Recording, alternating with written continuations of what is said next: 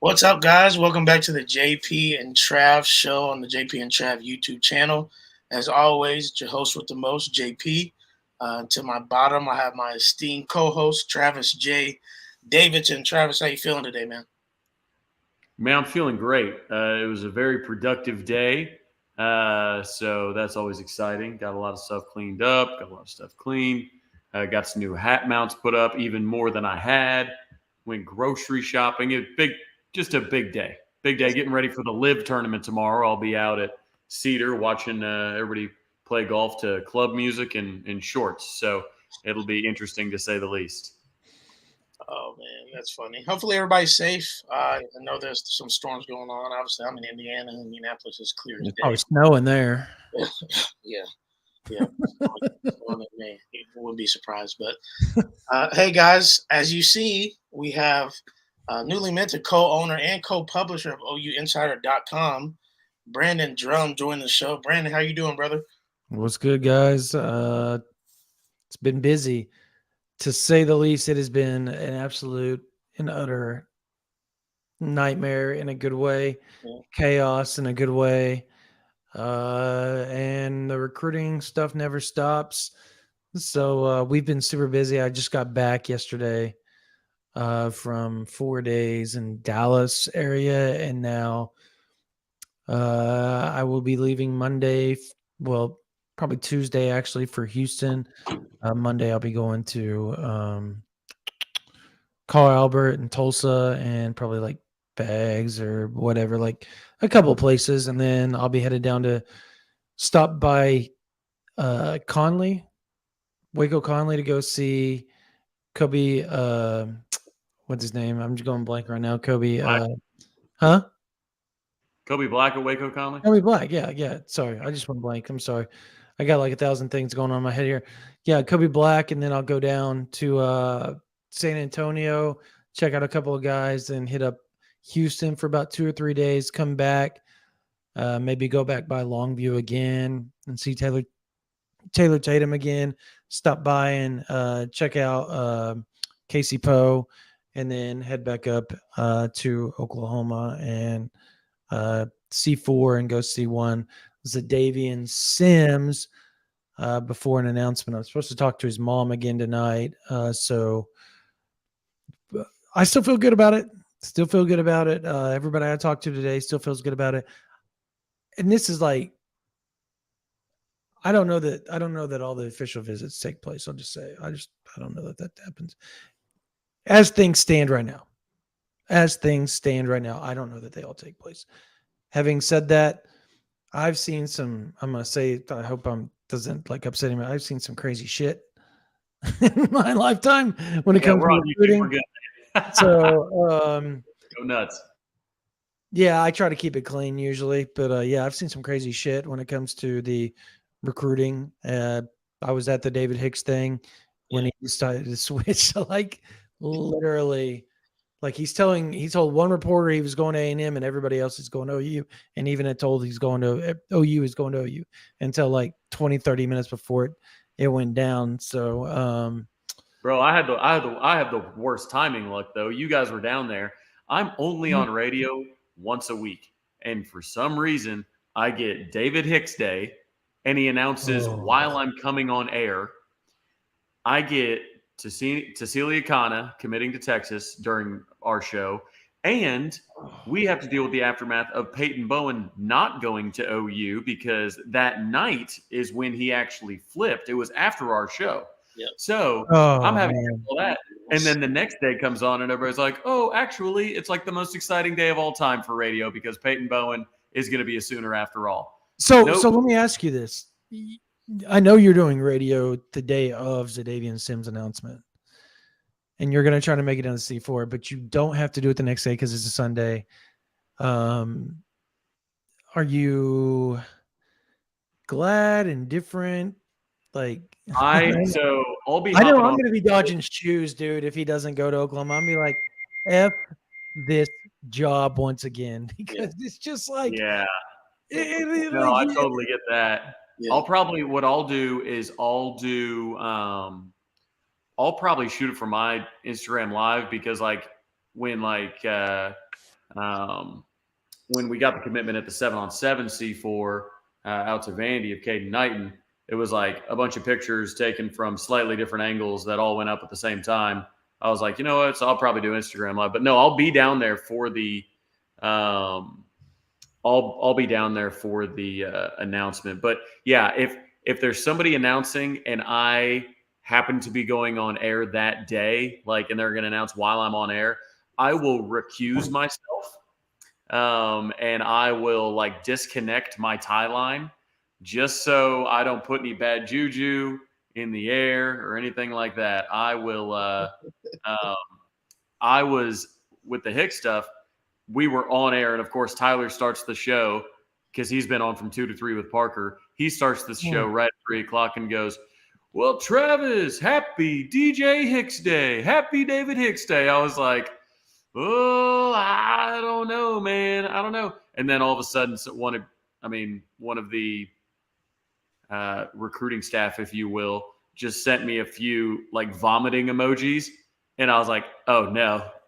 Oh no. And so I was trying to like kind of like, okay, let's kind of reel this in a little bit. But everybody's like, David Hicks Day, let's go. Greatest day in recruiting history. And I was like, oh, I just got these text messages of vomiting emojis. And I literally got sick to my stomach because I knew what was coming. And I couldn't just get on air and be like, actually, guys, it's going to be A&M, because that wouldn't have gone over well either. So no, if David Stone announces on a Wednesday, I will recuse myself. And, I will unplug all my equipment. I will go stand in the closet, and I will not ruin it. Yeah, I don't like. Here's the weird thing is like when I talk to people around Norman, they're like, "Yeah, feel really good about the situation." Talk to people at C4, and it seems like a decision's been made, right? And nobody is saying it's not Oklahoma, but nobody is saying it is Oklahoma. And you're talking about somebody that is one of my best friends, and Sean Cooper. Like, I'm with the dude every weekend for hours and hours at a time because of our kids. And so like I talked to him again today, and it's like, dude, like, he was open about things, but kind of closed off a little bit as well, because, and I get it, like, you don't want something to be leaked that shouldn't have been leaked and all that type of stuff, but the vibe you get from Oklahoma right now is everything's good, like, and even when I ask, like, okay, what about these visits? And they're like, well, you're pretty observant on that. What about those visits? So, he only posted one so far, and I know he's visiting Oklahoma. I think it's the Champion Barbecue, if I'm not mistaken.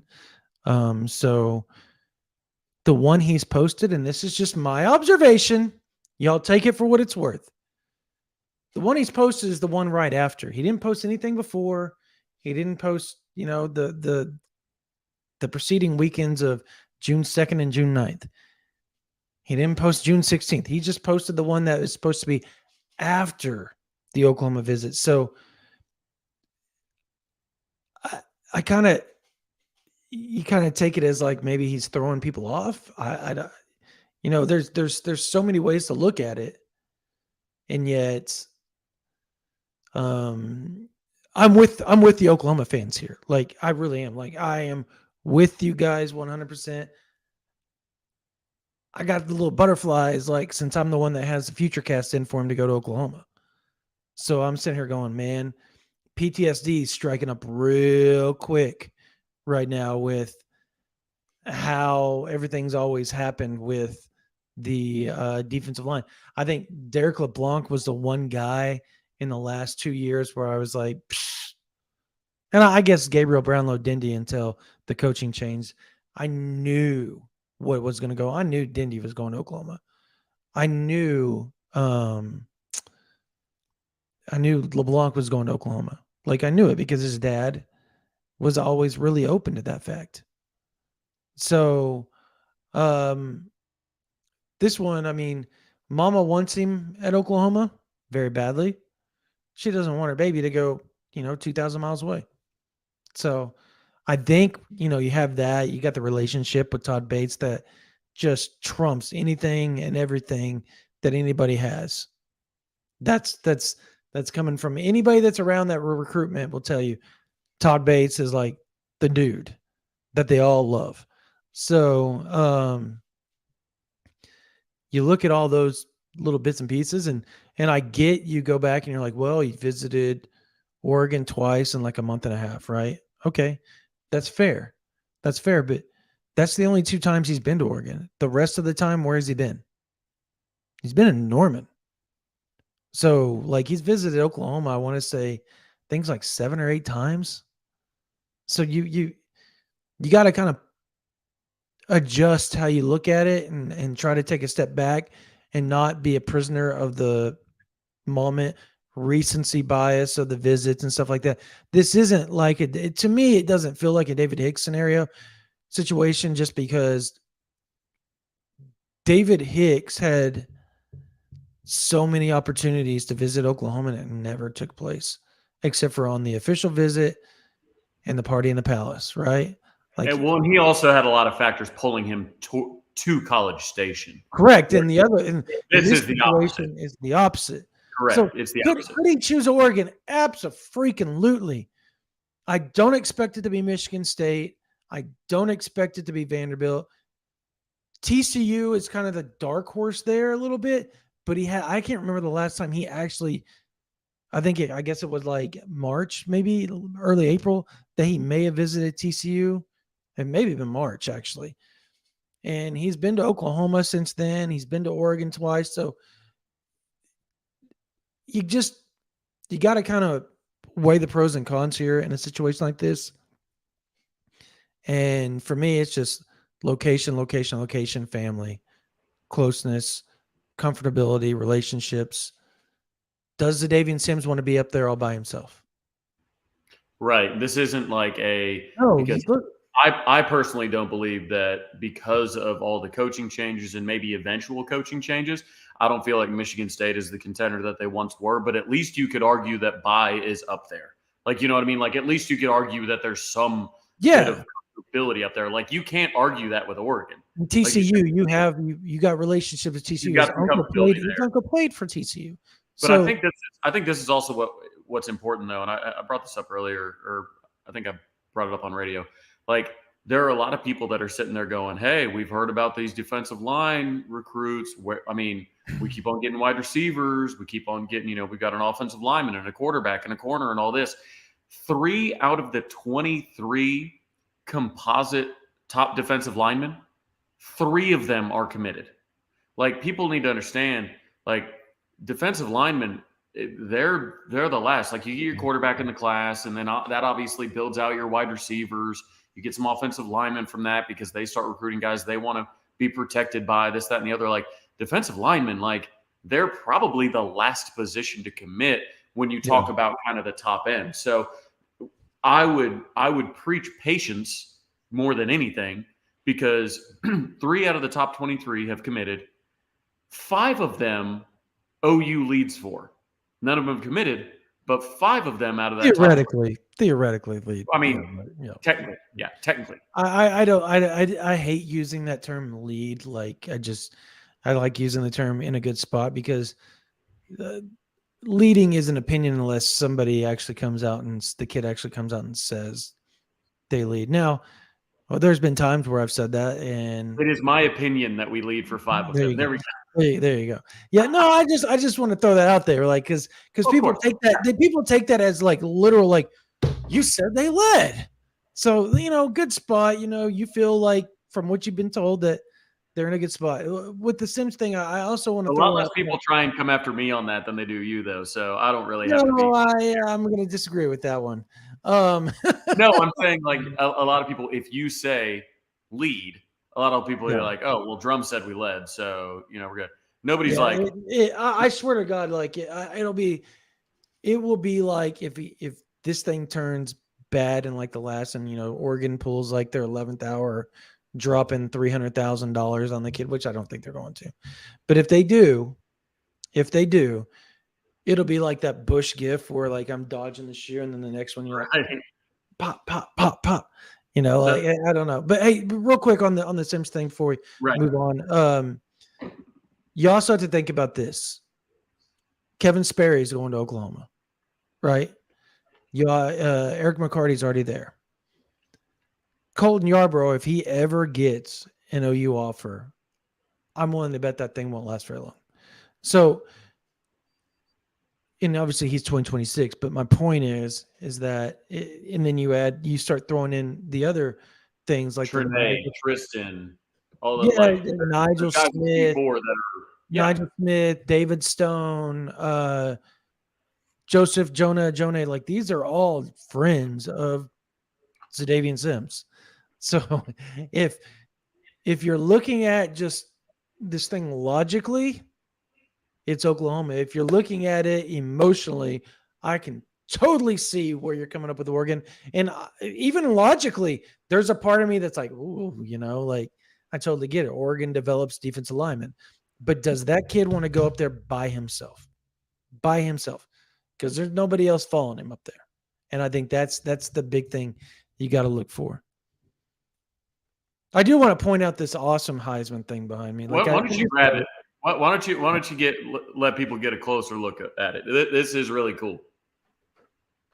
So, just so everybody knows, my uncle is like a donor guy, and I'll get the Kyler Murray one. I got him just because he said he didn't have room for him, so I'm gonna give him to the kids when they're not old enough that they break them. So, but it's made out of the same material as the actual Heisman. It's actually heavy. Like this thing is heavy, so it's really cool. He's tossing it around like it ain't nothing, but it's like a 50-pound.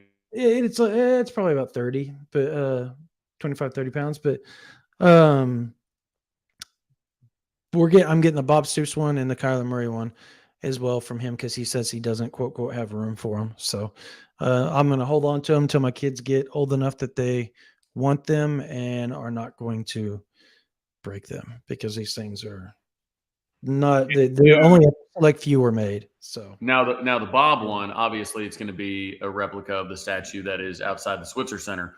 But what I think would be cooler is if you got one of him, which a lot of people thought his second statue, after he came back and kind of like went like, hey, I'm the father figure of the program, with bearded Bob, like Scruff Bob, with a cigar and a bottle of rock and roll tequila.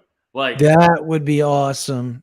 But like, and the hand that's holding the cigar is like a golf glove because he came off the golf to do it. He just got off the 18th hole of Jimmy Austin. he smoked a cigar, golf glove, bottle of rock and roll tequila. That is the statue we need. All right.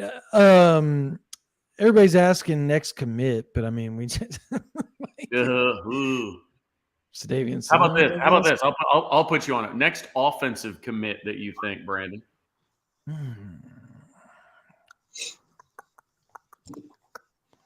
Wow, that's a good question. How about Xavier Robinson? Okay. Yeah.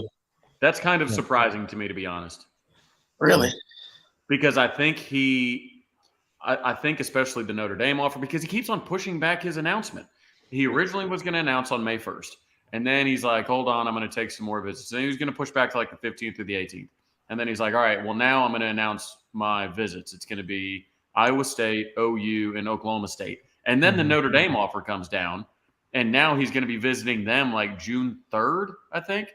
So it's like, I feel like with Xavier, I think he just keeps on like, which more power to him, of course. But let me clear this up for everybody here. Like, I've been to Color Albert a couple of times, talked to him, Trinae, and Tristan, and obviously they're down there at C4 all the time as well. Xavier's not, but the other two are. And if he is to commit, like, people need to understand, like, spring practice is just now starting for Oklahoma here on the 15th. So all these coaches are going to start going to their practice. If you're him and you're trying to help your team and be a team dude, you're not going to commit. You're not going to commit right now. You're going to play the long game. And when I say the long game, I'm going to say longer game, meaning that You're going to play this off until you take a visit or two. So the Notre Dame visit, okay, go take it. Go take it. If that's where he wants to end up, he'll end up there. And I'm not saying he doesn't end up at Oklahoma. I'm saying just picking him as your next one to commit was surprising because I think his time it's just because pushed into like mid-June. Yeah, I guess I could have went O-line. Like I could have said like Casey Poe. Like I think that's probably another good bet at this juncture. Obviously, like people need to understand like June is going to flip some around. Like people that are leaning this way are going to be leaning that way. Like it's just that is just how this thing's going to go. I mean, prime example, and I know this is like you're gonna be leaning like a cholo, side to side. What? Yeah. Well, yes. Like, yeah. But so I think, a prime example is Colton Vasek last year. Yeah. Like he was a Texas dude or a Clemson dude. He shows up to Oklahoma. He loves the official visit. He never goes back to Texas and visits Oklahoma once or twice again. The last time the party in the palace, and then commits the day after. And so that's where I'm saying like things changed in June. It's so different than what it used to be where you would have these visits in the season or you would take these unofficials or they would have like these big events like the Champion Barbecue in July and you would see 3 or 4 commits happen then. But the mass majority of the commits would start taking place September, October, November, December. And then the big names would wait until February.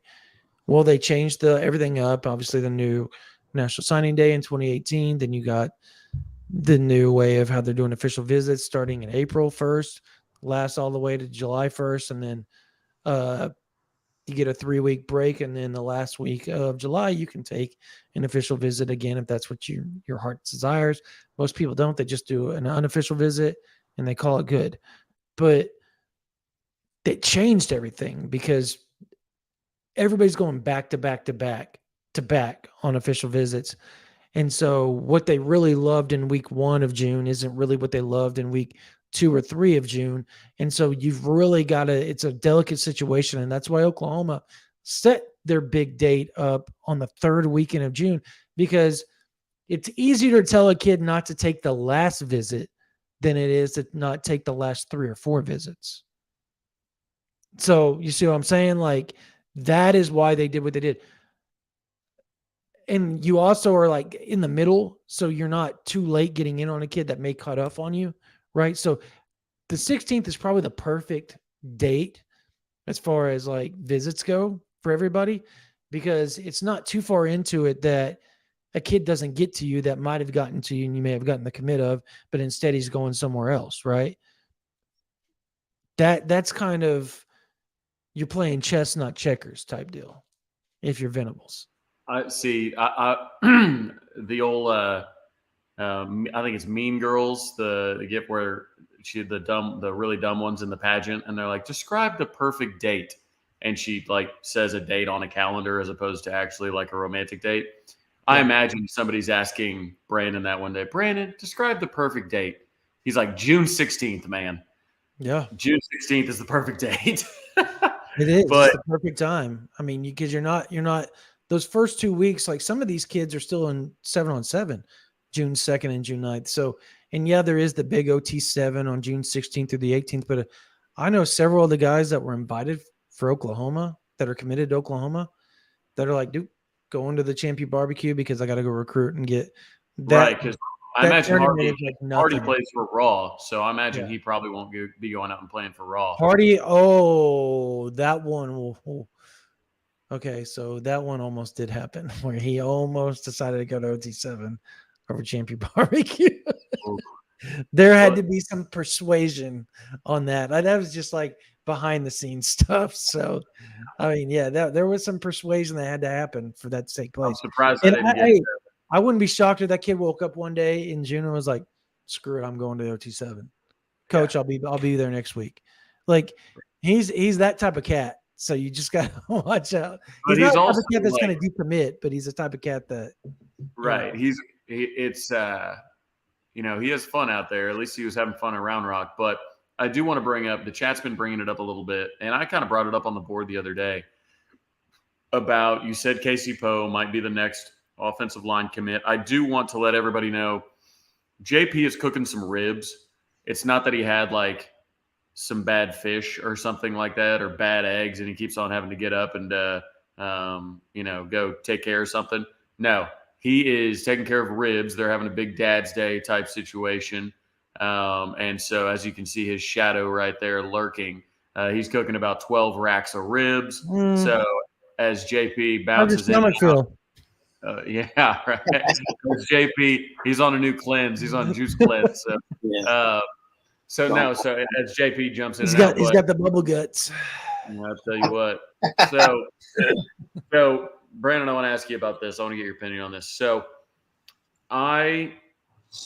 you talked about Casey Poe maybe being the next commit. There have been people asking us again in the chat, like, why don't we get 5-star offensive linemen, this, that, and the other? I know that we would have got DJ Campbell if it weren't for that $50,000 and some health issues that were in the family. Like, he was coming to Oklahoma. So my thing is, I don't know whether to make heads or tails of Bill Beatonbo's recruiting. We have the best offensive line, one of the top 2 offensive lines in the Big 12 every year, most of the time the best. He's got Schmitty back. He's got a first-round pick. He's got a Joe Moore award.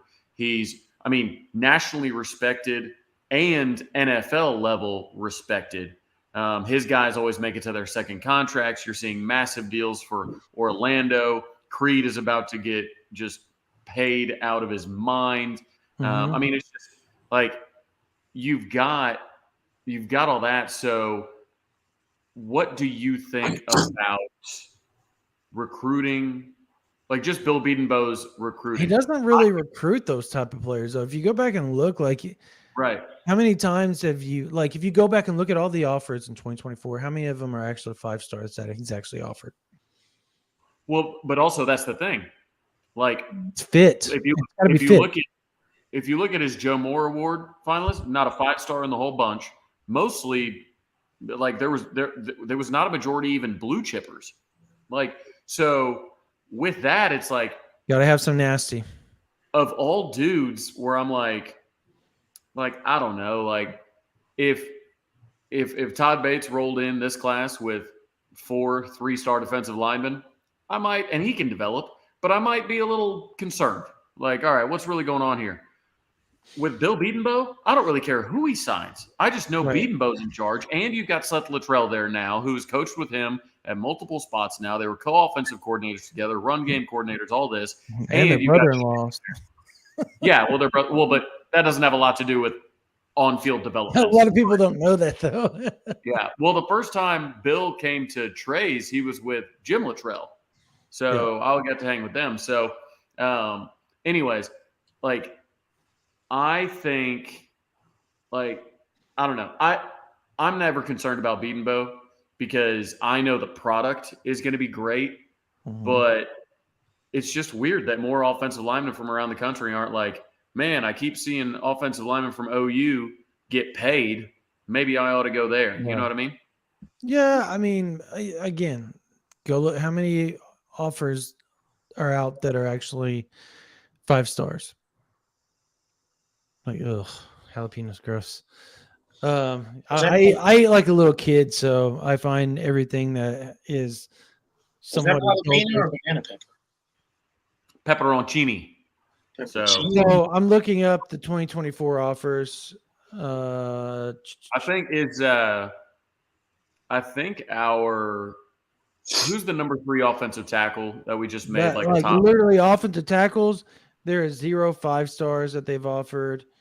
Offensive linemen, they have offered 0 5-stars. So there's your first reason why you can't land them if you can't offer them. So that's reason number 1. Number 2, I think he looks for fit. You brought up the 3-star defensive lineman thing, and look, I know 5-star defensive lineman is like amazing thing to get because a lot of times they pan out.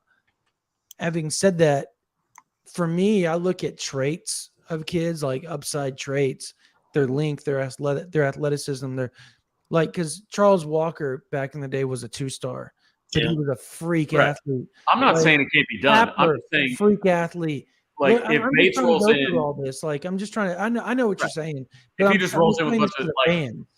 but like And then- Beaton Bow, I'm just like, I don't care who he gets. I mean, I don't care who he gets at all because he's going Right. to turn whatever he gets into gold. So that's what I always find so interesting is, I mean, it's almost like you bring up he hadn't offered any 5 stars, and I'm like, we've seen Bill Beatonbow do just about everything so far. For his next trick, he's going to sign a kid without even offering him. That's going to be his next trick. I'm telling you. Mhm. Yeah, no, I agree. I think it just fit. It's just fit and development. He likes guys that are versatile. A lot of guys that are long, rangy, athletic. They're normally just offensive tackle centric, and they can't move inside or anything like that. They're just not going to be comfortable doing so. Well, Beatonbow likes those type of guys that can do both. Like, here's the thing: is he'll take a guy that's like that. I mean, a prime example is Tyler Guyton. Like, Tyler Guyton's not going to play guard.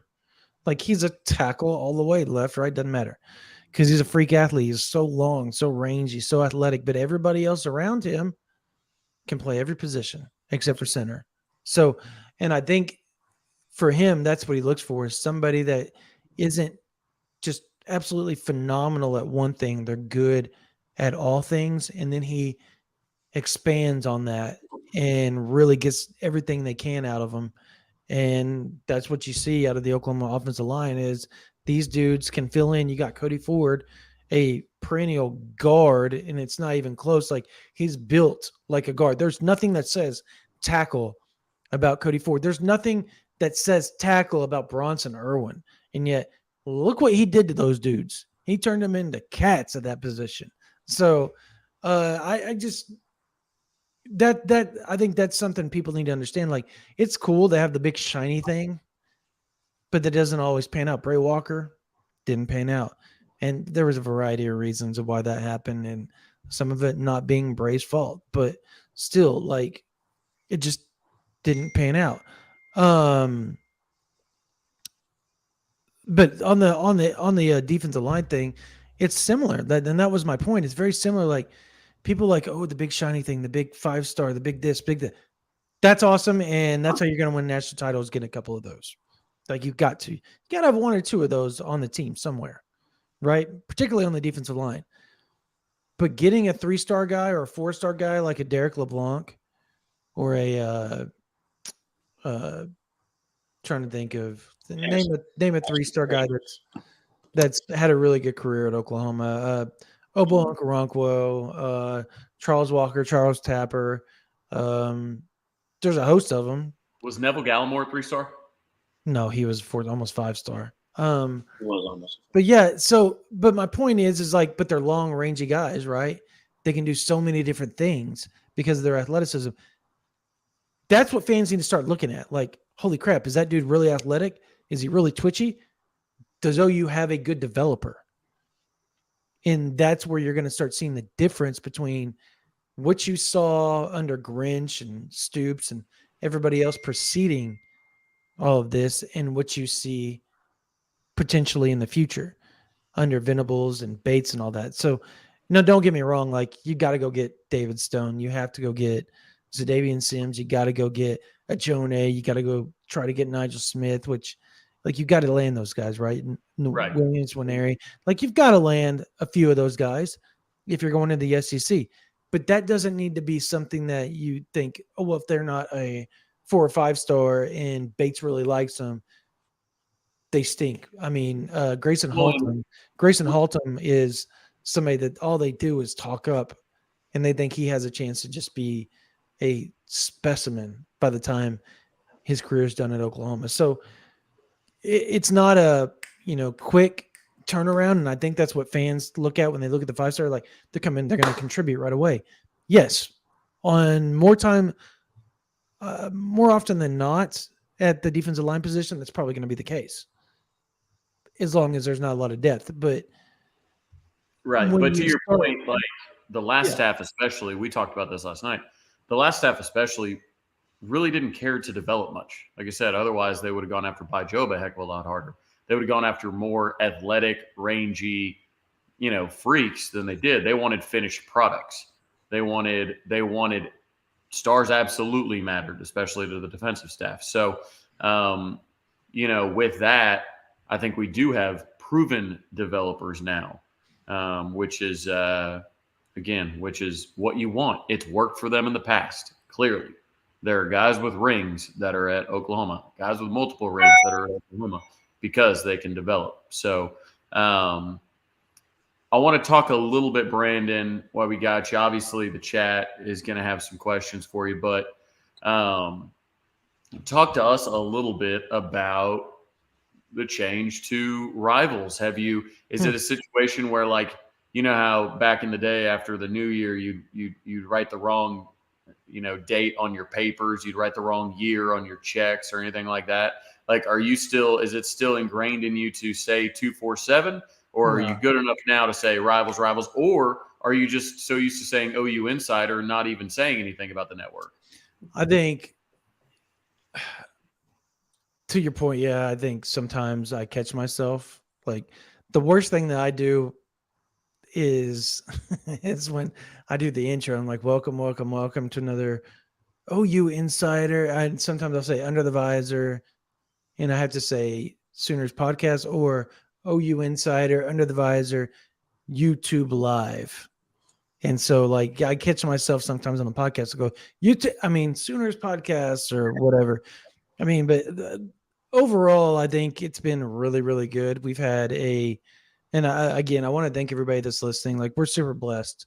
What we do for a living is childish, but it's awesome. And we wouldn't be able to do it if it wasn't for you all. So your support is what actually makes it happen. And so we thought there was going to be more of there was a backlash when we moved over there. And I saw that coming from you and I talked about it for weeks, Travis, and we knew it was coming.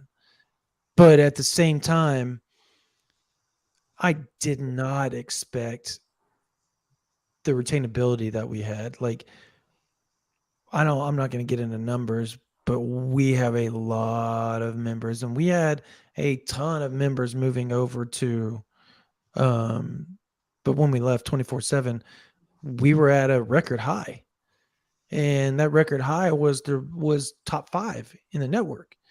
And so we expected like half the people were going to leave, previously known Sooner Scoop, and we were going to have to build just claw and scratch and do all that to retain people.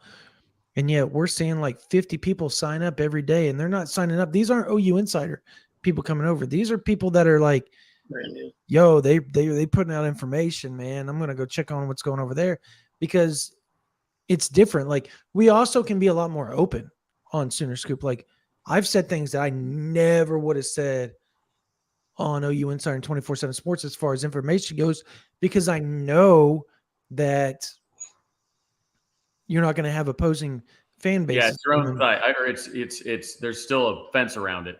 It's not like to an extent you have to pay. So like they have like these add-on memberships where you can there's go. Another layer of protection essentially from other fan bases.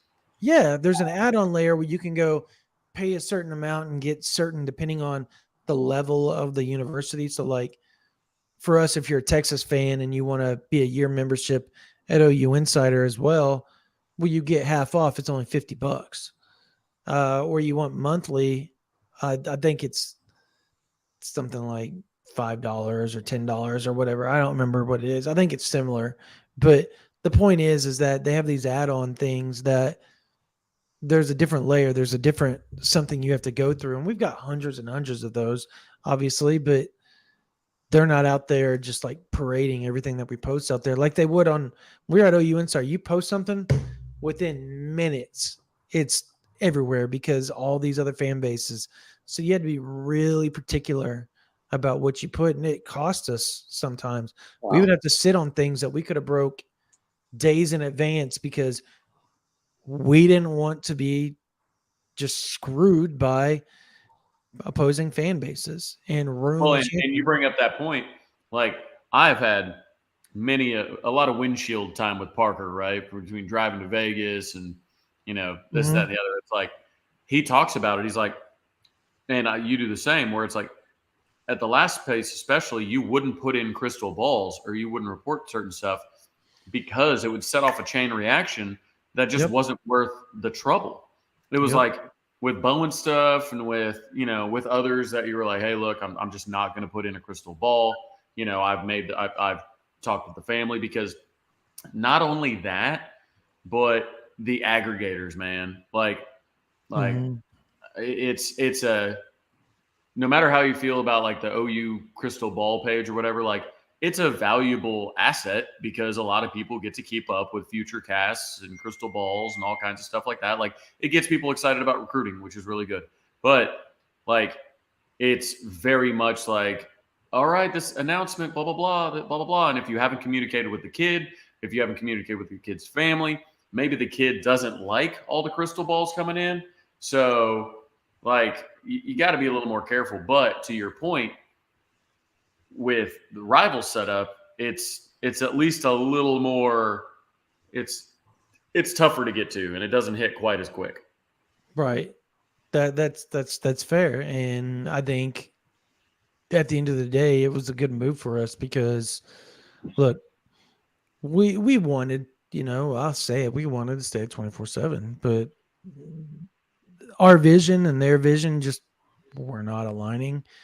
And we were the leading, like we led 24/7 across the network in growth for 3 straight years. Like there was, and it wasn't close, guys, not close. And it just got really weird when the change of the guard, it kind of like, it just got really weird. And they still were kind of upset that sliced bread came from our site. Like that stuff from Bro Bible came from our side. Like, and yeah, he did have a staff connotation on it, but it was a comment. He was answering a question in thread. And mind you all, I had no idea what anybody was talking about. Like, this is how oblivious I am to the world. Like, I didn't know, I knew who Sliced Bread was just because I knew who that person was behind the moniker, right? But I didn't know that's who Jimbo Fisher was referring to. And so all that had to be brought to my attention from 24/7 Sports. Like, did you know about this? I'm like, I don't even know what you're talking about, dude. Like, I stay in my lane. I go cover recruiting. I go cover the team. And then when I'm done doing that, I try to sleep if I can get some sleep, or I'm in there with my kids or my wife or something, going to a football game with them, going to a basketball game with them, playing catch, going to some training session, going to some practice, taking my wife out on a date. I am not on that board, like just paying attention. So it was kind of weird. Like, so there were so many different things that were going on behind the scenes. And now you all see the podcast thing, right? They've got our podcast held hostage. So, something I started in 2015. I didn't start working there until July of 2018. So for 3.5 years, I built that bad boy, and then I let them borrow it under their little, group of podcasts, and we kept everything the same. Yeah. Told it was mine, and they would have to call and ask me, "Is it okay if we put one of our stuff on your feed?" Yeah, that's fine. Go ahead. Like, but they had to ask. But now all of a sudden it's theirs because we had over 500,000 listeners in a 9-month span last year. So with those 500,000 listeners in the 9-month span, now 24/7 is like, no, we got that audience for this other group. And don't get me wrong, I'm friends with 2 of the 3, and they're great people, but that just didn't seem like that's right, considering I built that from scratch, and then Parker came in and helped me take it to a whole nother stratosphere. It just didn't seem right. But if you want to target some audiences, I know a guy. Target audience, huh? Yeah, you are. Yeah, I can rent you an audience or 2. That's fair. I mean, it was frustrating. So we've got some stuff going on behind the scenes that we're trying to get it taken care of. So, but yeah, hey, we do need to shout out everybody. I hope everybody is doing okay, staying safe tonight. This is wild stuff going on in Oklahoma right now as far as the weather, and stay safe over the next few days because this isn't going to change. Like it's supposed to be like this, overnight, I think tomorrow night, and then in Friday and Saturday, and then Saturday afternoon, it's supposed to be bad, and then Sunday again. So I hope everybody stays safe. If you're here with us, I assume that you're safe. If you're not, while I appreciate the loyalty, I really do. At least I don't know. Have the weather app open have the radar open on your phone, or have the TV on. I've got the TV on, watching a little basketball. But for right now in Tulsa, we're in decent shape. But Drew, yeah, I appreciate you. Yeah, it's been crazy. Regardless, how are the ribs coming, JP? Man, they're looking good. I'm on my 10th rack, so we're about finished here. But thank you guys for driving it, man. And Brandon, I didn't know much of that stuff, dog. It's kind of wild.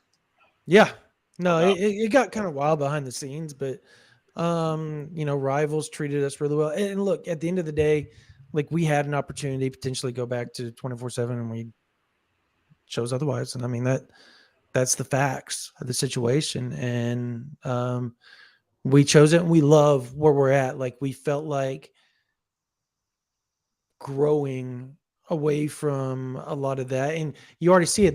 They hired John Garcia. Like there are some changes. I was going to ask you about that. So yeah, there's some changes, guys. Regional guy, talk to us a little bit about him. For those that don't know him, I don't know much about him, but talk to us a little bit about him, about your relationship. I guess Parker had worked with him years ago as well. Talk to us about Garcia and what he kind of means to the addition. Well, if anything comes to tell you, it was down between us and 24/7, Rivals and 24/7 to get him, and he chose Rivals. So I'll also tell people this, like what's going on behind the scenes at Rivals. It's the new ownership of Yahoo Sports is very college centric.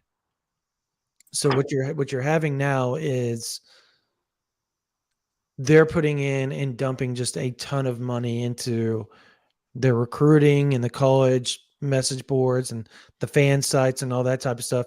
And that's where Parker and I came in. That's where John Garcia. There's going to be, over the next 2 or 3 years, you're going to see some other names. The industry is going to change quite a bit over the next 2 or 3 years. Coming, man. I'm ready for Fong to make the jump. I can't. I don't know about that, but I don't know about that. I don't know, man. I don't know what you're talking about. No, I mean, I really don't. Like, I mean, it just, even if that's his place, man. That's something that he's been with 24/7 for a long time. And I trust me, I would love to work with Steve Wiltfong again. That's one of my good friends. So, I mean, there's a lot of dudes at 24. I said that on Rivals. I'm such good friends with a lot of my colleagues there that this move hurt. Like it took, I had some sleepless nights, and we held off signing our contract. First of all, a lot of your nights, for those of you that are on your boards, a lot of your nights are silent. Right, but this was a different type of. You dropped a 3 a.m. note last night. Yeah. I was like, and I was trying to even get off the space. I was like, hey, man, I know you've got a lot of work to do. You probably got a lot of writing to do, notes to drop. Let's get off of here. And then, went down the OU rumors side of OU rumors and news. But yeah, plenty of sleepless nights in the decision. No doubt about that, I'm sure. Yeah, somebody asked if Rivals reached out to us or we reached out to them. Rivals reached out to us. They reached out to us before we had even, I guess, got in. Somebody put tampering. I mean, now I can say it. Lincoln Riley working at Rivals. The funny thing is who started all the conversation with us in Rivals was Nick Harris, because he and I are really good friends. Oh, wow. And so it was like, hey, man, we want to talk to you, just kind of the future. I was like, we'll listen, whatever. And I remember Parker and I were like, there's no way we're going to leave 24/7 Sports, Yeah. We got off that thing where we called each other like, oh, God. Like this is like, that was really good what they just threw at us. Like, I don't know, man. And then everything changed after that. So, wow. Yeah, no, it's been fun. It's been fun. I really do enjoy working there at Rivals. I hope some other colleagues come over one day. I mean, I can't guarantee that, and I don't know that for a fact. But yeah, my fingers are crossed. I would love to work with a Brandon Huffman or Greg Biggins or Brian Doan, Steve Wiltfong, Alan True, like Andrew. All Ivan. right. So These are all I need great. to know your next Rivals future cast. Who is the person that's going to commit next to the Rivals network? That's not fair. I was surprised. It took me a second. It took me a second to see what I was like. Wait a second. Did he just ask what I thought he just asked? Yeah. Yeah. Hey, I'll expect a future cast. Oh, and did you get it worked out where you guys could put future casts in for transfer portal players yet? Because that's kind of BS. No, that's up next. They're actually going to work on hiring transfer portal people like more to cover it and to be like, because that's something that's very important, obviously. So they're doing that. They're probably going to make it to where we can do the portals. They're going to do portal rankings. They're going to do all that type of stuff. But the new ownership just got there and they just dumped all that money. So now they got the green light to do all these different things. And they didn't prior to all that. Like this whole thing just kind of started, I guess, the last 2 or 3 months where they just like, go make money. Here's this open checkbook and have at it. So hopefully they're going to have some more national auditions and all that stuff. If they want to rent some audiences, let me know. I got good ones. We can you make money when you are the one renting the audience? Rent some audiences. So like, say somebody wanted to market, like, say they were selling like OU hats or whatever, or say like it's our guy selling all the OU vintage gear. What he could do is he could rent the audience of OUInsider on social media, like your Instagram following, all that, and then what would happen is you would get half of your rental fee and then audience rent would get the other half. But really it's a basically, if you think of the scope on the rifle, so essentially we're getting advertisers their scope, if you will. Okay. So yes, we would get money off of it. Is what you're saying in a simple answer. Oh, cool. That's interesting. Does anybody have? We'll say question. Keon Brown. Everybody keeps asking about Keon Brown. I don't even know how to answer that question. Yeah, I don't know how to answer that because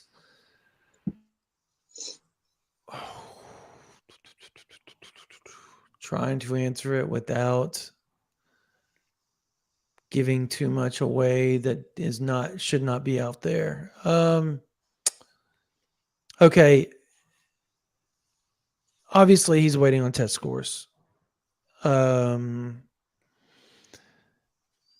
I don't know what those were. They're supposed to be like Wednesday or Thursday was like the date that it was supposed to take place and all that. But there's a lot more to it than that. Essentially, it would not shock me, being a numbers game as it is. I guess I'll make this analogy for everybody. And I'm not saying Oklahoma's not going to take him. So I just want everybody to, I want to make the, I am not saying that, but I'm going to make this analogy of why there's a lot of juggling going on with this and some questions. So you got this kid that has some people around him that may not be, and everybody kind of knows, like everybody knows the backstory of the kid, right? Like he grew up around some not so great people, I guess, in the Tallahassee. Have you heard about all that, Travis? I have, but I'm not sure that others have. So just okay, give us yeah, yeah. I'm trying to word it. So yeah, there's some people around him that aren't the best influences, I guess. Is that a better way to put it? And because there's a lot of kids that are like that. So I mean, we can say that there's some people that aren't the best influence, and then when you add kind of the up and down, because Oklahoma knew the grade problem going into this, like this risk in this situation was known prior to the commitments, prior to all that type of stuff. But you have those problems, right? Compound that. Do do you take that and deal with that problem over here, or do you go, okay, we don't need that problem over here, and let's deal with maybe a transfer, or maybe just deal with what you've got and maybe take somebody else down the line? Just Maybe a like JUCO or something, or maybe a JUCO or something to that extent that could. And it doesn't specifically have to be wide receiver, that could help you right from the start and or at least within the next year or two, and isn't a grade or flight risk. And so that's where all of that, and why everybody's really quiet about everything, is because of all those situations. So essentially, long story short, don't know yet. I think there's a lot of no. At the end of the day, I think Oklahoma wants to take him and wants him. He's committed to them. But is he going to be able to be eligible is going to be the biggest factor of all. And if he's not eligible at the end of his senior year, is there something he can do to make himself eligible by July or August? So there's a lot of things that OU and Keon Brown are having to weigh right now as far as eligibility goes. And so that's why you see a lot of people, when you all ask us, like, we don't know because there's not a clear answer yet.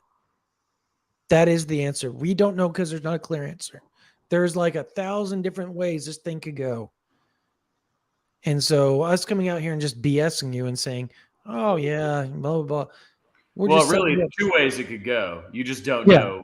There's 1,000 factors which could determine which of those two ways it goes. Correct.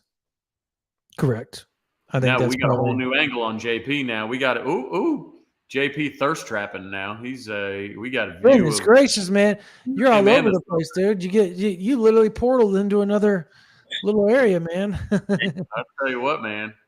Talking about the transfer portal, I got a portal on my own. So your driveway. Yeah. Driveway. Hey, everybody! Before we, I don't know if we'll do some this or that or some more questions or whatnot, but everybody go like the video. If you're not subscribed, like this. We got bigger issues. Like, just go like the video. Pump our egos with the like button, please. Right, please. We need it. So, oh man, it sucks. Devin Booker and Kevin Durant are a combined 3 of 16 so far, and they're down by like 20. What a bummer. Couldn't happen. That actually shocks me about Devin Booker even balling. But man, you can tell some people came in a little late because they're all like, hey, what about the Sadavian Sims? And it happens every time. That's why I tell them to keep their questions to the end. I'm like, don't ask questions until it's question time, because then you get questions all over. We answered that earlier, Mr. Price, Daniel Price. I'm sorry if you saw that or missed it. He's only named one official visit as far as I'm aware of at this point, and it's Vanderbilt. And so that was the one that's supposed to be after the Oklahoma visit. So unless he starts like dropping a bunch of official visits, and he very well could, right? He could come out and do that tomorrow. I think it's an interesting thing to watch and just see if that's the only one he throws out there as far as like publicly coming out and saying it. And then you can read into that what you will. People don't read into things on the internet, Brandon, so you should be in good shape. Yes, he's going to KU. That actually, to be honest, people make a joke, man, but that coach would coach his ass up and make him a stud. Man, I can't wait to go to KU this year. My buddy Jay, I was cleaning up some boxes today and found an old birthday card from when we were like first grade. And he just texted me out of the blue. He's like, hey, man, are you coming up to the OU-KU game this year? I got KU season football tickets for the first time. I was like, man, I bet you never thought you'd do that. He's had basketball season tickets since he graduated. He's got Chiefs tickets, all that kind of stuff. But he's stoked. He's like, I think we actually might be good. I'm like, yeah, they will. I'm excited. I think they will. I think they're going to win. They'll probably win 6, 7, 8 games. Yeah. They're good. They're a good team.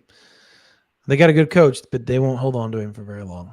So I'm surprised they held on to him for this year. Like, I mean, I thought it's only a matter of time, man. Somebody's gonna It's hire got to be away. like a Wisconsin or somebody. He can't go to like some or like a TCU or a what's another, like an Arkansas, somebody like that that's not like real flashy. That's Right. the type of program he couldn't go to an Oklahoma or a LSU or a Tennessee. Somebody that has a lot of flash, he wouldn't fit in that culture. So, All right, so we're gonna open it up to questions because we're at the near the end of the show. So type your questions into the chat. And Twiggy brings up a great point. Brandon and Parker bullied us off of the block of our Wednesday shows. We've been doing Wednesdays for over a year, and then all of a sudden they're like, you know what? I know I didn't Travis, choose that. say I know Blaming our partner. Travis, you've been a good friend to us, to both of us. I know you've had it for over a year, but we're going to go ahead and just do our live at the same time. So, yeah, appreciate you. So for now, we are doing Thursdays. They are doing Wednesdays when they get that back, when everybody's back. So Thursdays from now, when season time comes, we will go to the negotiating table and we will figure out a schedule then. Maybe it'll be different since they are rivals now. Maybe. Well, it kind of depends on the press conference timing and all that kind of stuff during the season. So, but hey, we'll see. We'll see. Oh, Stephen G's got a great question. Yeah, he actually, they come this fall, absolutely. Yes. Let's do it. Oh, I'll tell you what, the old holdover scoopers are going to just love that. It's all right. Since that's where I got the name from. So they're going to be like, full circle. It was only a matter of time. So people need to know that, I guess you posted it on Twitter, didn't you? The Grill Boy stuff that Parker did. He told me he was gonna do that to you.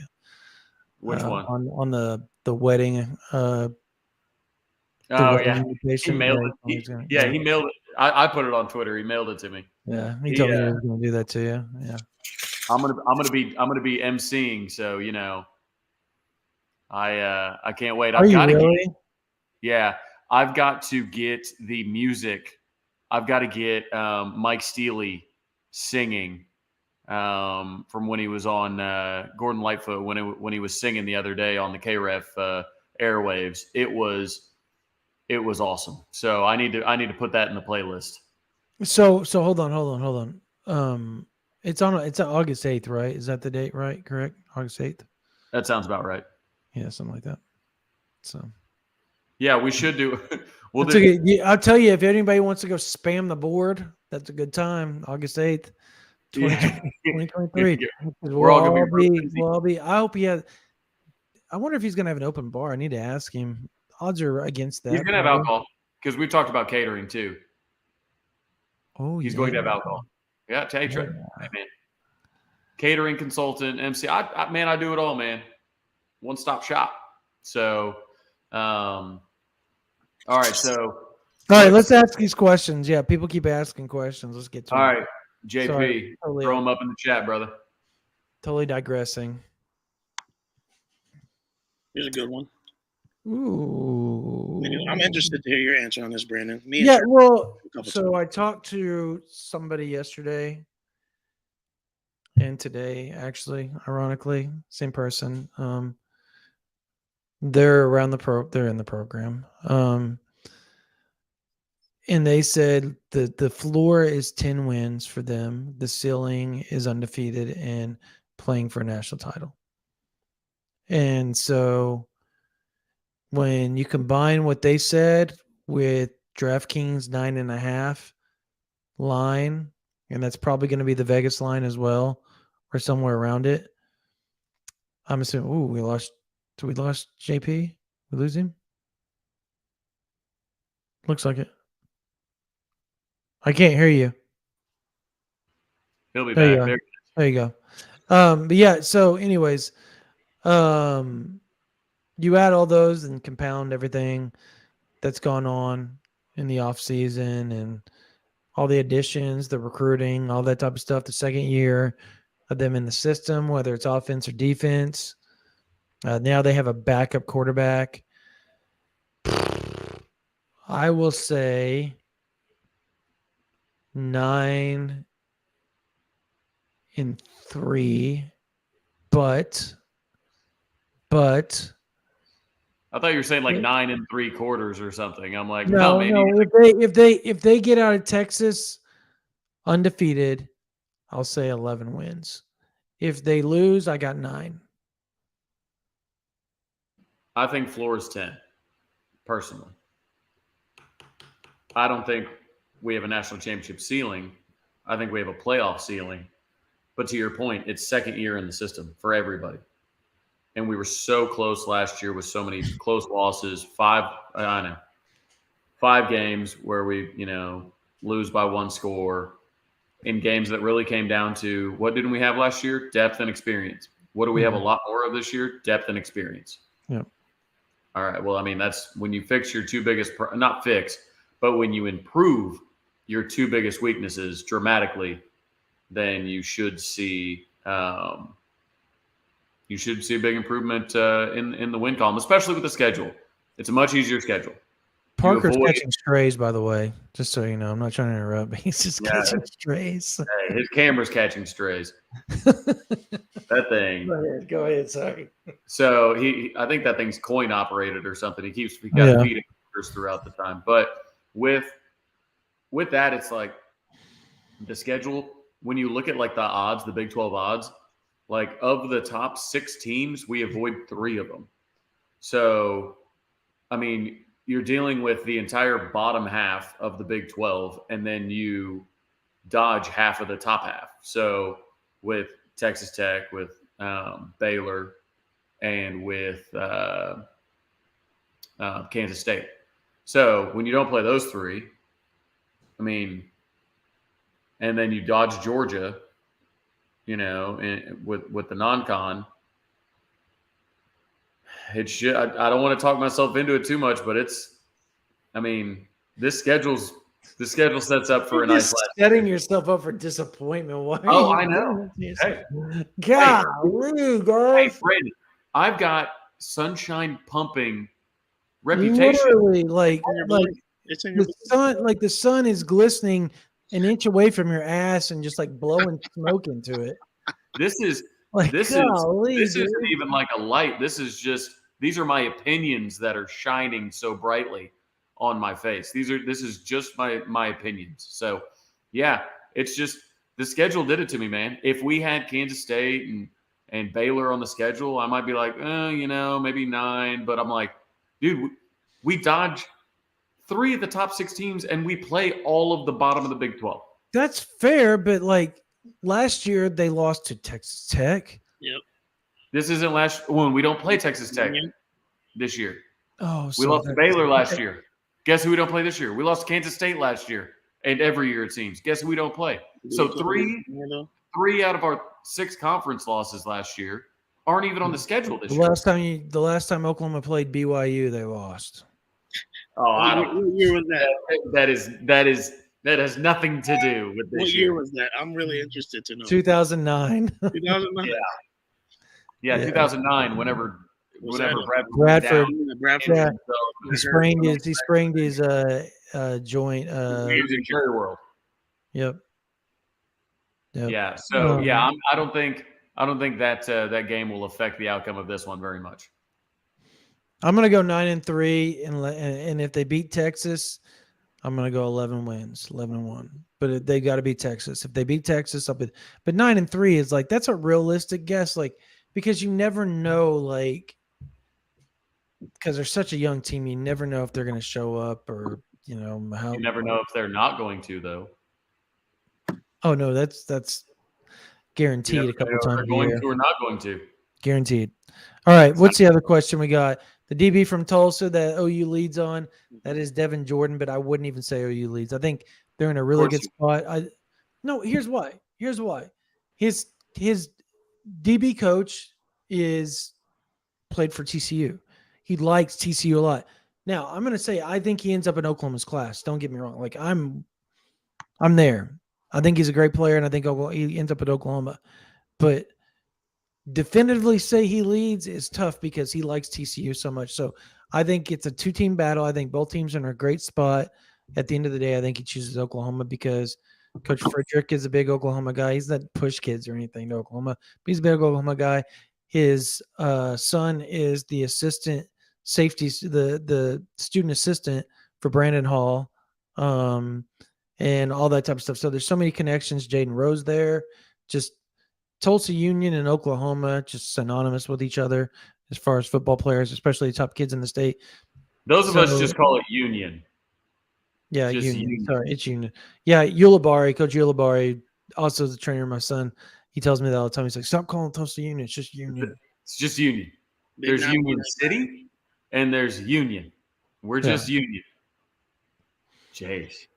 I think he meant freshman. What freshman that's not Peyton Bowen starts this season?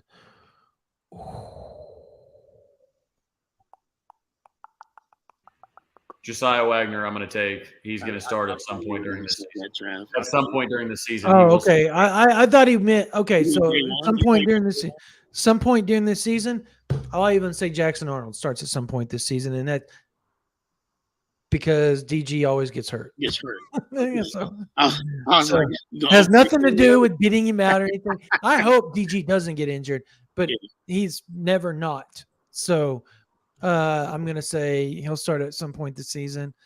And he looked good the other day when we were out there watching him and the guys train at Geyer. Trying to think. See, Chrissy, even if you're in the Oklahoma City area, just know it as Union. Yeah. You don't even need to just know that Union is in Tulsa. I guess PJ Adebawore at some point I think may start off the edge. And then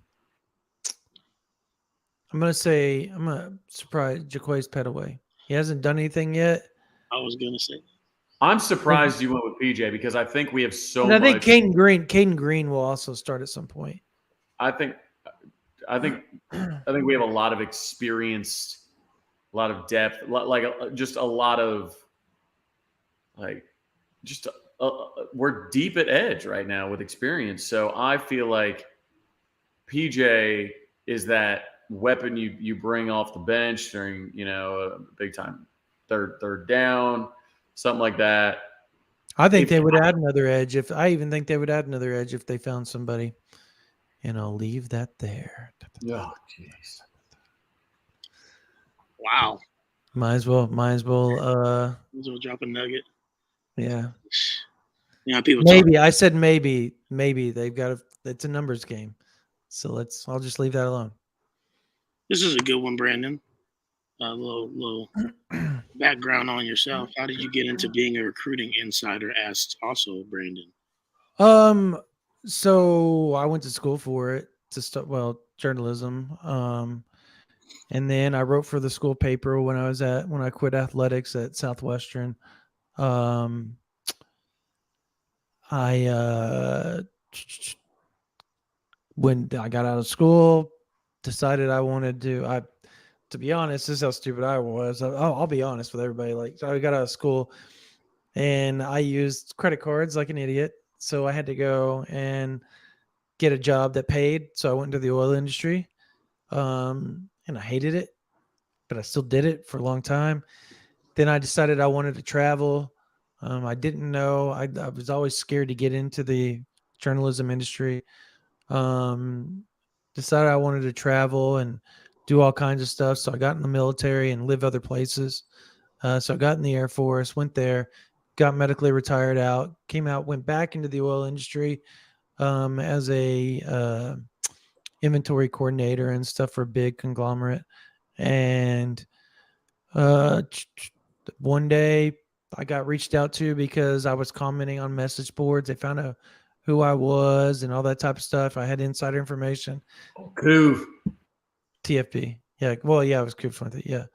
And so they asked me to come be like a insider on their comment board, and they comped me and all kinds of stuff. And then they asked me to go cover some recruiting because I couldn't get out there and go meet people. So I wrote a few stories, and it's what I went to school to do that.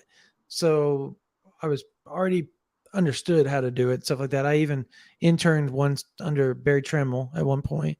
And so, yeah, I did all that. And next thing I know, I'm working part-time for another independent site and full-time for an oil company.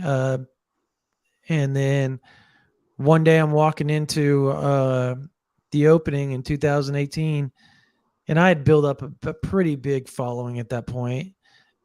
And CBS and 24/7 is waiting for me at the door, and they're like, "You're Brandon Drumm?" I was like, "Yes." They're like, "Come with us. We're going to talk to you." And so they took me across the street and fed me and talked to me and offered me a job, and the rest is history. Wow. What did you eat? I think I had a burger and ice cream. It was right across from the. Together? I don't remember what it was. It was right across from the Stars, like this burger ice cream joint. I don't know. Little mama. I think it was Wahlburger. I think. There you Yeah. go. Yeah, there you go. Got to thank Mark Wahlberg and his brothers. So, yep, that's how it happened. Any other questions that were okay? Where does recruiting end up nationally? Top 10 and top 5? Gosh, I think it ends up between 4 and 8. That's what I said today. Yeah, Look at I us. think it ends up between top 4 and 8. You don't have that, and this sounds bad. You don't have the 5-star quarterback. Now, don't get me wrong, Michael Hawkins is a stud. Like, Is he going to rise, considering he just went back-to-back MVPs at rivals camps? And he's clearly improved his accuracy and, like, I think he should have never fallen, but that doesn't. That my opinion means very little. I put in my recommendations, and then either they listen or they don't, and that's all I can do. Where would you recommend that he is ranked? PG, you're welcome. Appreciate the thanks. Oh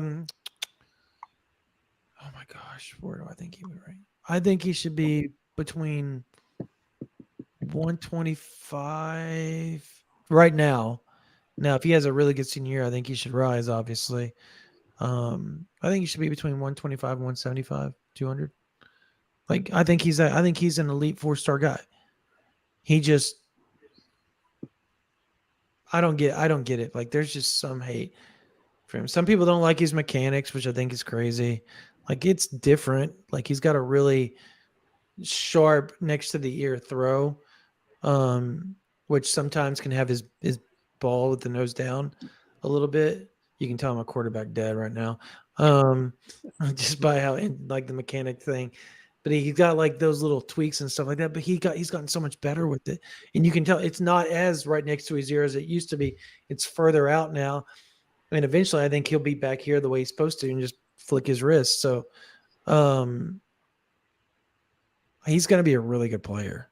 Like, somehow, some way. The issue is going to be Kevin Sperry. Yeah. Because he's a dude. He's a dude now. There was a couple of people that thought he should have been the MVP of the Rivals camp. I think, but at the end of the day, Hawkins was just that good. Like he was amazing. Yeah, that's what I had read. Probably had the top 2 quarterbacks there, which is just pretty. Well, not probably. Did, and there were some really good quarterbacks there actually. So, you know who also seems to be really good? Denver Nuggets up 30 at half on KD and the Suns. 30. How interesting. It's always a shame when KD comes up short. Man, it's tough. Brandon, I got a question for you. Go for it. To you, would it be reasonable, right, with everything that surrounded Arch Manning going into Texas, would it be reasonable to expect him to see the field in his second year?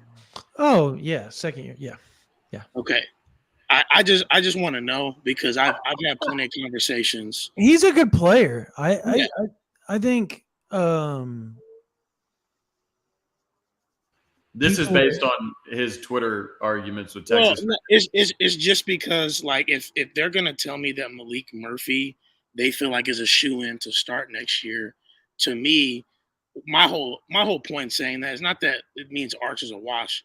but with the way he was hyped up, he should be playing over. Yeah, if you're gonna put somebody the perfect recruit of all time, That's like what I'm saying. you better come out like, yeah. So I've always thought he was a really, really, really good player.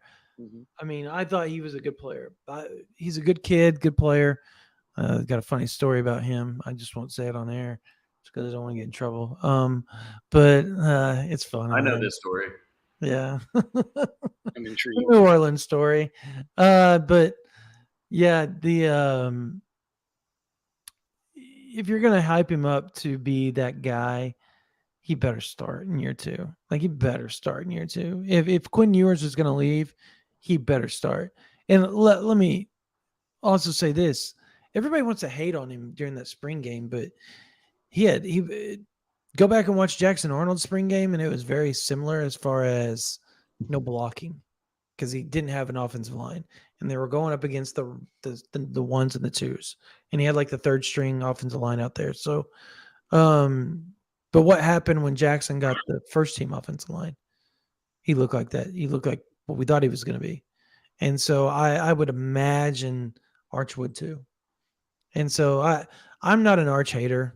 You won't ever see me being like, do I think he's the number 1 player in the country last year? I think that's where most of us are, Hell though. But no. I Hell think no. He's a I top think 30, top 40 overall player in the country. That's what he is. like that's where we kind of landed, right? Is the Arch is not the perfect court. Like he's not. You can't do that. Because you can't not go to any camps. You can't not do any seven. Like you can't do anything extra. All these other kids are going out there and trying to compete for their ranking, and they say, "Well, he's just the perfect. He's just the perfect prospect." Like they didn't have an argument, and that was our issue. If you want to put the kid as a high 4-star, go for it. If you want to put the kid as a 5-star, just not make him the number 1 overall player and a perfect prospect, go for it. But once you make him a perfect prospect, like now you're treating us like idiots. Yes. Because we're like you can't sit there and tell us he's the perfect prospect without ever going to a camp, without ever doing anything like that, just because of his last name. Can't do it. My issue was just them walking it back because they defended him so vehemently over this last year. No, he really is all that, despite whatever else. Now, again, I think he's a great quarterback, whether it's 5-star, high 4, whatever. Like he's still very good, obviously. But for them to act that way and then and it's not a troll. Like it's there's an account that has 30,000 followers that I've had good conversations with that said I think Malik Murphy will start next year. I'm like, is that really the thought? Like y'all, that's what y'all are thinking? Like that Arch is gonna sit for 2 years? If that happens, he'll transfer. Right. And he'll end up at Ole Miss. End up at Ole Miss. Yeah. Like, and there's a part of me that feels like that's where he's going to end up. Yeah. Do you think 11th year college football quarterback Spencer Sanders will beat him out at Ole Miss? Is he still there 2 years from now? Probably. Who knows? Probably finds another way to get eligible somehow. Probably somehow. Yeah, probably. Like just Spencer Sanders just keeps living. He's a cat, man. He's on like his 8th life already. He's a client of Audience Rant, by the way, in case anybody wants to advertise to his followers. I'm good. So there's other questions in there that are actually pretty good. Do recruiting services ever discriminate against kids in the amount of stars they give for any reason? I don't know if other people have. Like, I'll say this: there's some politics that play into some people, and I'm not part of that political. Parker's not part of that political stuff. It's more the national scale, and so you've got to just go into it with an open mind, knowing that you're not going to agree with a lot of the rankings. Like, that's just the way it is. Like, you can be like, that kid's not that good. That kid's not that good.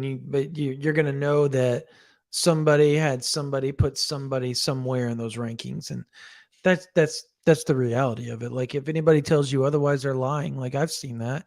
I think for the most part, though, they're legit. Like, everybody tries to do right by the rankings. They try to evaluate the best they can. Human error, politics come into play on minimal circumstances, but they still come in. So I don't know. Have you seen what I think it was Bud Elliott did it this year, but Barrett Sally usually does it, where on draft night he tracks ESPN versus Rivals versus 247 based on like each player where they had them ranked, and it was like, okay, Rivals had this guy as a as the third highest ranked player in the country. Yes, he was the third overall pick. Boom, that's points towards. Like, it's pretty interesting down the road actually to look at the charts. Like, you'll have to go back to draft day and look at Bud Elliott's timeline, but it's really cool. And it was like 247 Rivals kind of near the top, ESPN lowest, but it was really cool. They did it kind of round by round, and they've done it for years. Yeah. No, I think that's. I'm sorry, I totally just lost what you were saying because I just got like this crazy text. Everybody's freaking out about West Coast sister going to the portal. I'm like, I don't care. Like, she's going to be a senior when he's a freshman. Right. Who cares? Right. And he's the only one left on our board. Yeah. Like, okay. So you miss out on him. You go grab somebody else. It's wide receiver. You already got two really good wide receivers coming in. So. No, but don't say that because then everybody's going to be like, man, Brandon went on JP and Travis and said that wide receivers don't matter and we're not getting Wesco. That's not what he said. I never said that. I didn't say that. I'm just saying, said, everybody. Like, if there's one position that you feel like you're pretty comfortable finding another dude, and they may not be as elite. Well, I don't know. Are we? We got 15 4-stars in the room right now, and we can't seem to not keep going after wide receivers because we're not comfortable with it. I'm not sure this is a really good time to say wide receivers are just easier to find because it doesn't seem like we can. Sorry, a little rant there that had been building over the last month. Yeah, I know. I was about to say, you've been saying that like every week the last month. We've been talking about wide receivers. Yeah, I mean, Wesco's an elite guy, so you always want to get a guy that's that elite. He's freaking unbelievable. But with the transfer portal and just the way Oklahoma throws the ball around, you just kind of have that feeling that they'll find somebody somehow, some way. I mean, I always have. I understand people questioning the wide receiver this year, being like, oh my gosh, it's the first year in forever they've come in with a bunch of unknowns, right? Like, you knew last year Mims, you knew the year before Mims, year before that I think it was it 2020? That was the year that there was a lot of unknowns, but you thought the OUIs, Trajan Bridges, and all those guys would eventually become big names. Well, that was 2020 was supposed to be the year of Charleston Rambo. Yeah, Charleston Rambo. That's right, Charleston Rambo, and he fell off. I mean, so yeah, I guess everybody freaked out because Kyler hit him on that. Yeah, but you always go into like, season, Charleston right? Rambo breakout season. Todd McShay had him as a first rounder in the way too early draft. I mean, I felt bad because he really did have a lot of talent, man. He got in his own way. We all make hot takes. I said last year that I think Ethan Downs is going to be a surefire first-round pick in 2 years. Do we know that? I don't know, but I'm going to say no. But I'll say no to surefire. And I'm a big Ethan Downs guy. Like, I'm going to say no to that. No, I know. I'm just saying that. I also know he's working to lose weight and get his switching his back. I bet he plays at 265, 270 this year, and not 280, 285. Well, and that's what's so funny, Brandon, is everybody's like, hey, Ethan looks pretty big. Let's move him to the inside. It's like, aren't you guys the same people complaining that we don't have 300-pound guys on the inside? So you guys want to throw a 275-pound guy in the middle and then call it good? Like, what are we doing here? Yeah. No, I'm with you, man. Like, he should play. He could have played inside last year and been really good at it, by the way. Is there another question out there that somebody asked, oh my gosh, who's OU's next 5-star commit? Sammy Brown. No, I'm just kidding.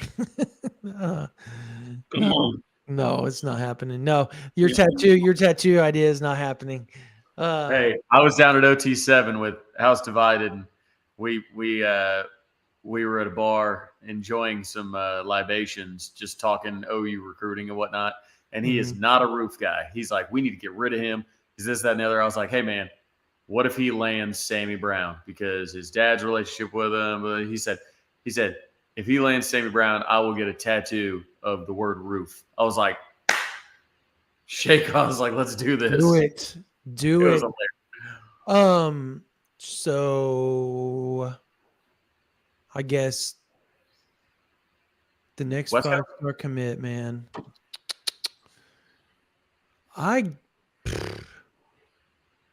You know what I'm going to say? We were just talking about it. I'm going to say Bryant Wesco. I'm going to say Bryant Wesco. Oh, no, wait. No, take that back. I don't know if he's going to do it before anybody else, but I think he's the most realistic. Like, if it was to happen really quick type deal and not wait till July or like the 1st of August type deal, I'm going to say Devon Mitchell. Okay. And I have my reasons for saying that. Would he be a 5-star in 2024? Would they just keep his? I knew you were going to do that. Is he reclassifying? Yes.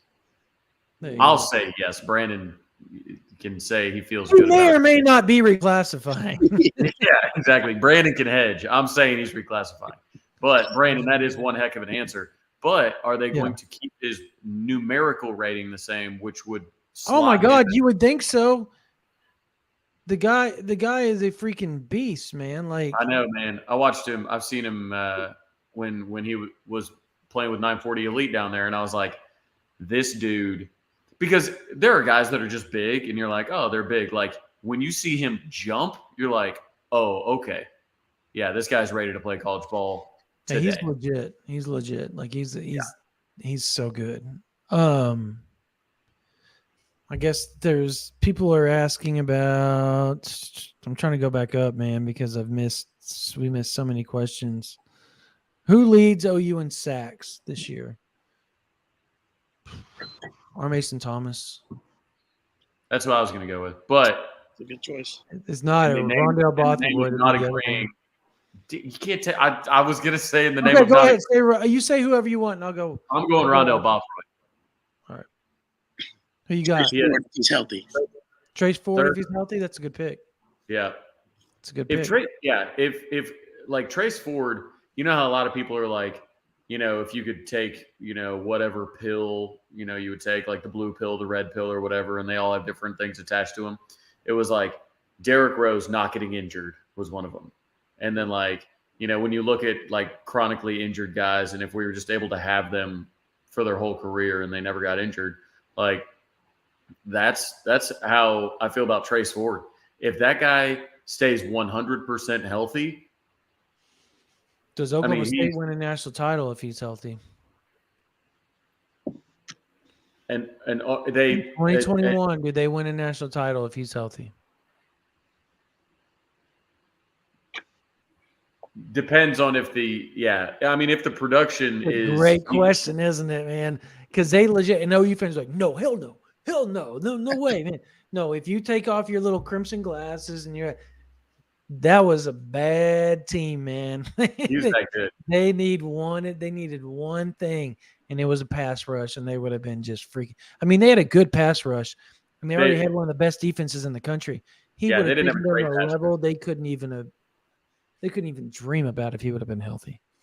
Right, and that's what I forget who said it. I think Jesse was reporting it, but they're like out of the 10 snaps that Trace got one day, he had 3 or 4 sacks or something like that. They're like, he's a different animal. When I talked to Braylon when Trace committed, he was like, that's the best player on your defense. He's like, that guy he's an absolute monster. They're like, when he's healthy, he should never come off the field. Like he's the best player on the defense.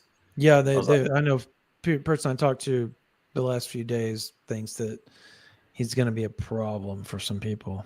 They think he is just twitchy as hell still without his stuff. So I think it's going to be about confidence when he gets out there.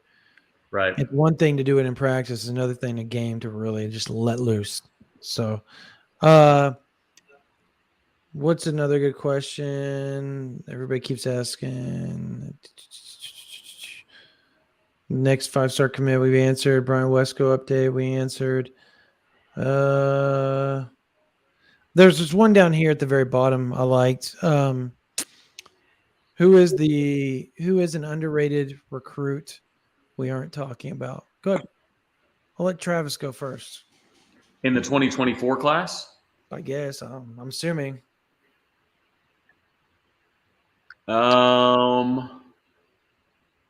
Underrated recruit. Like in the state of Oklahoma or in general? No, the underrated recruit we're not talking about is Eli Bowen.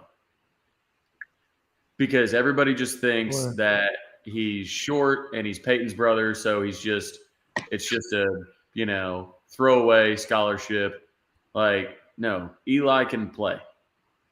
And I want that to be crushed because Malik Hawkins is going to get the same treatment. And I'm going to get – this isn't an Overton situation. Like Overton's brother that transferred in, he was not at the level to be recruited at the place he actually ended up going. Eli Bowen is still being hotly pursued by a lot of people, even though Peyton Bowen is signed to Oklahoma and will play at Oklahoma. So I would say that, and he is taller than last year's Thorpe Award winner. So there are multiple NFL corners that are his size. So I don't want to keep doing this. Oh, we're back to short DBs. He's never going to play. So I'm going to go with Eli Bowen as JP slaps his meat around for us. I don't know how to follow that last part, but gosh dang, man. How about,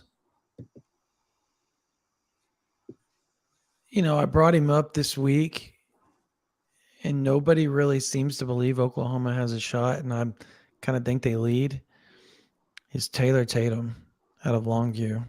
You say they lead? Not that we're in a good spot? No, they lead. I'll say it. They lead on that one. I'll say it. I'll say that one. Yeah. Definitively, I'll say that. I only say what I'm told. So,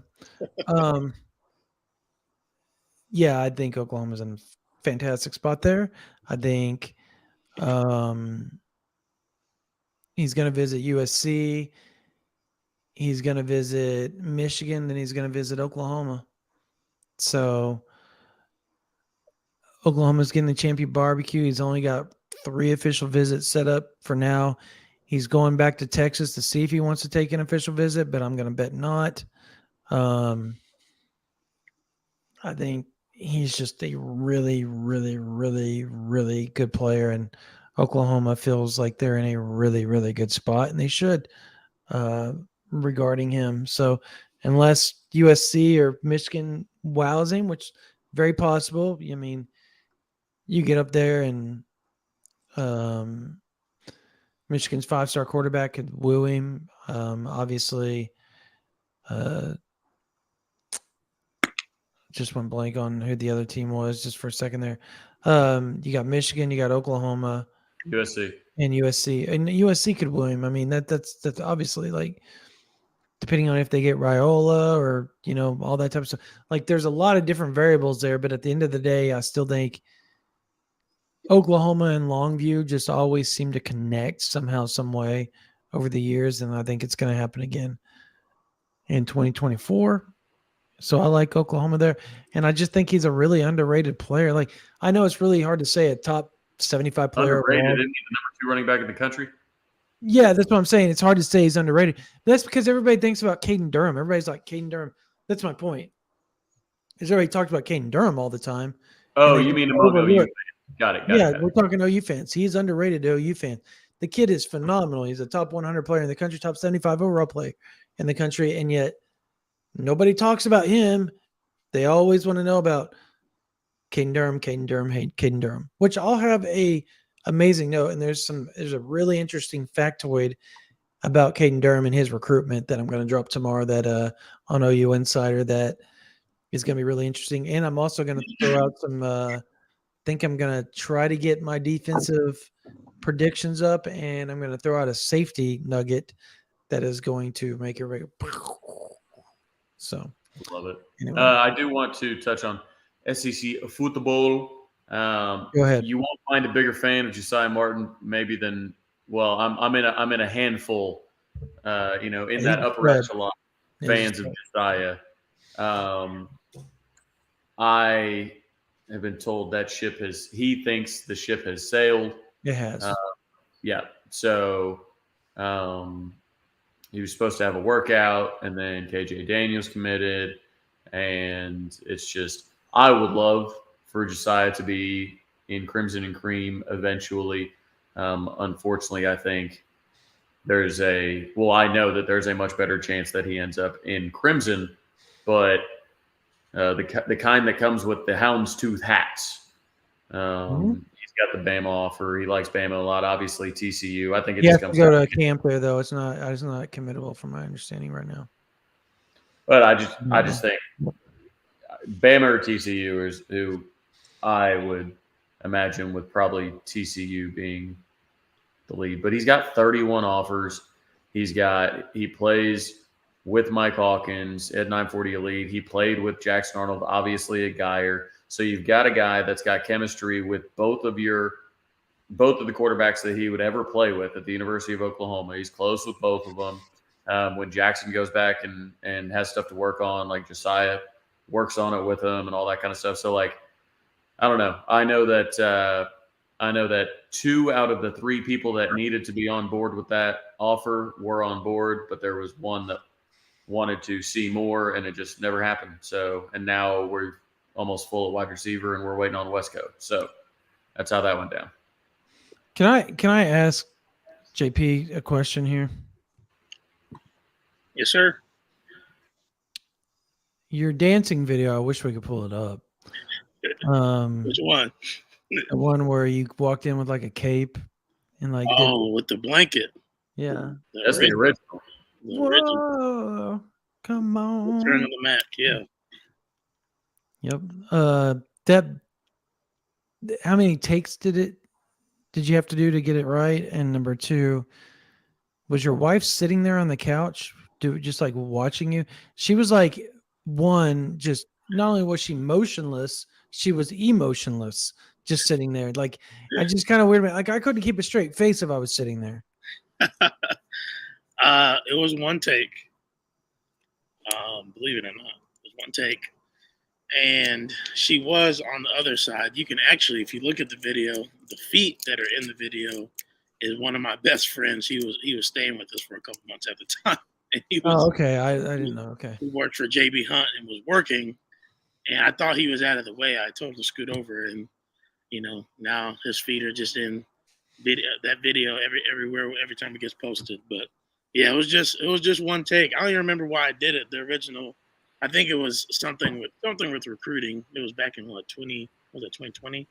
It's probably when we got a couple 5-stars or whatever. It's probably when we got that trio of wide receivers we were talking about. I was like, if we get these guys, Was it 2019 or was it Caleb Williams? It probably was, because I did another one specifically when Caleb committed on the. Had to have been the 2019 class when all the eyeballs started dropping back in the day when we did that.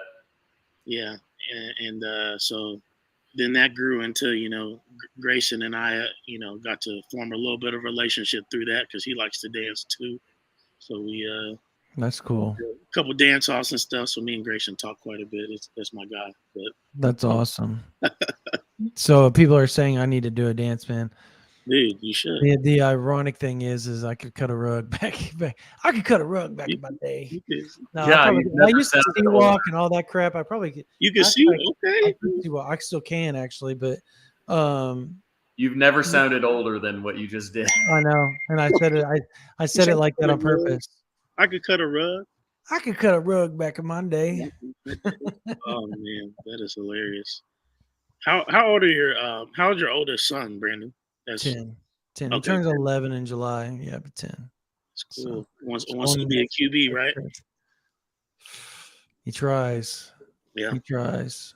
So yeah, that's his goal. Both of them do. Both of them work really hard at it, and they love it. So That's good. yeah, they love it very much. They were actually Caden was training with Jackson. People don't. Yeah, so Caden was training with Jackson Arnold on Tuesday. He was out of school just so he could go do it because we got invited to go down there, and we used the same trainer, so he was training at a specific spot. And so they had me come. Then they had me take videos and photos of their session. So it was Stogner, DJ, Graham, Blake Smith. Who else was there? Jackson Arnold, wide receiver from Boise State, and another quarterback. Can't remember. CJ. He's from Argyle. I can't remember his last name, but anyways, they were all doing a training session, and they invited us down, and so I think I got used for my photos, but that's okay. That's okay. All right, we got to know. We got to know what we bring to the table time. Got to know what our role is. So, what is do you have a mushroom jacket to match your mushroom belt? You got to coordinate. What is a mushroom jacket? You have a mushroom belt? What's a mushroom jacket? Maybe they're saying you're a fun guy. Oh, yeah, there you go. It's probably off of a movie, and I'm not picking up on it.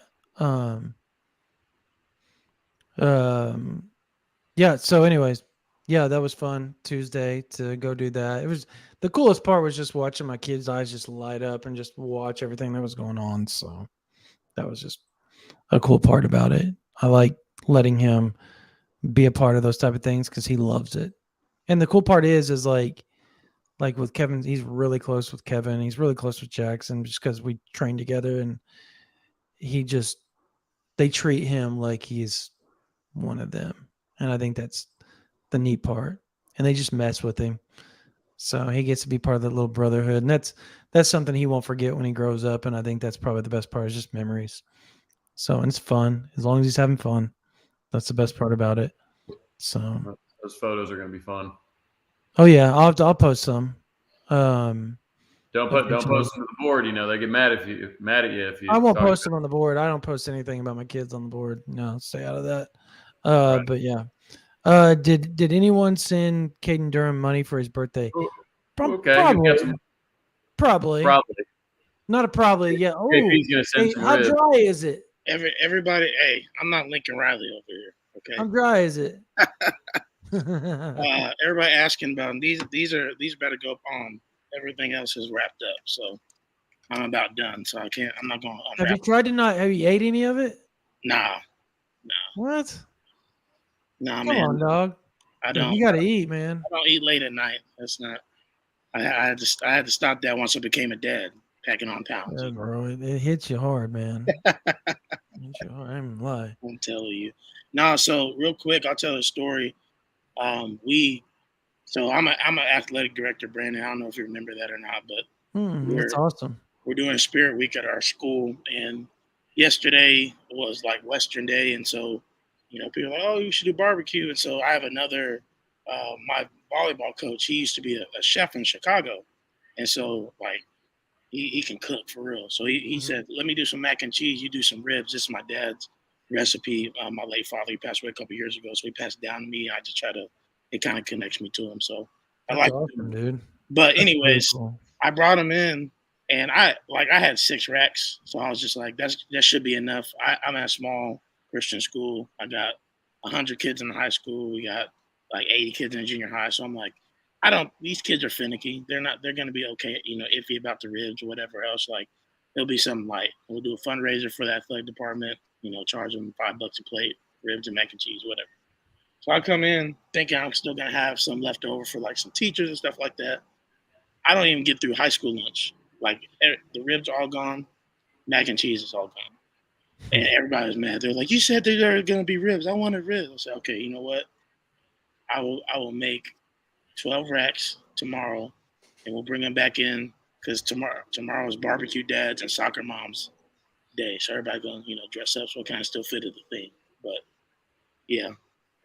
Kids That's like awesome. kids like Y'all teachers go way like my wife's a special needs teacher.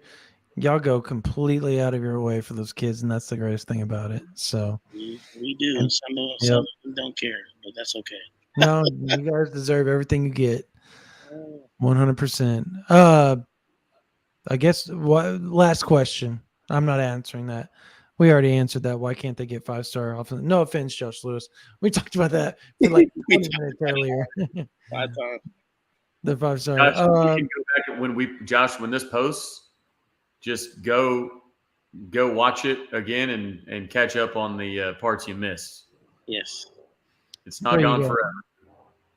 There you go. Yeah, I think we're good, right?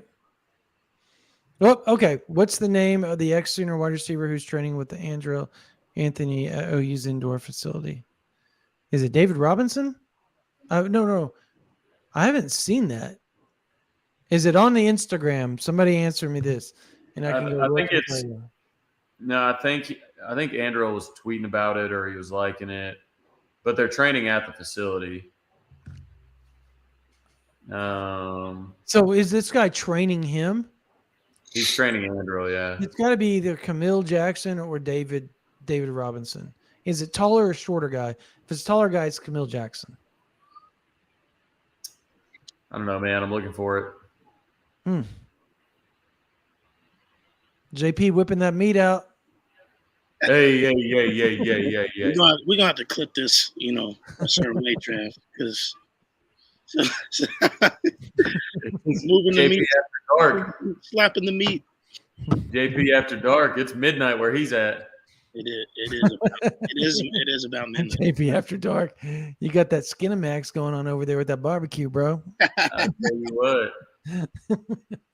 More like Skindy Sooner, if you know what I mean. There you go. So I have to tell you the funniest story ever. So, do you remember? Does anybody remember the Spice Channel back in the day and Antenna? Does anybody remember Antenna Vision? No, I don't. Okay, I'm not going to get into the story then. It's a prepubescent drum story, man. Oh man.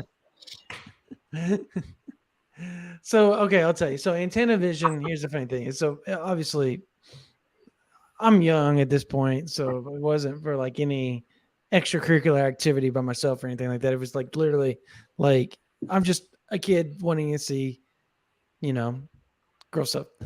So there used to be this Antenna Vision stuff where you could it was like called Want Television or Want TV or whatever, and you stuck this big tall antenna on your house.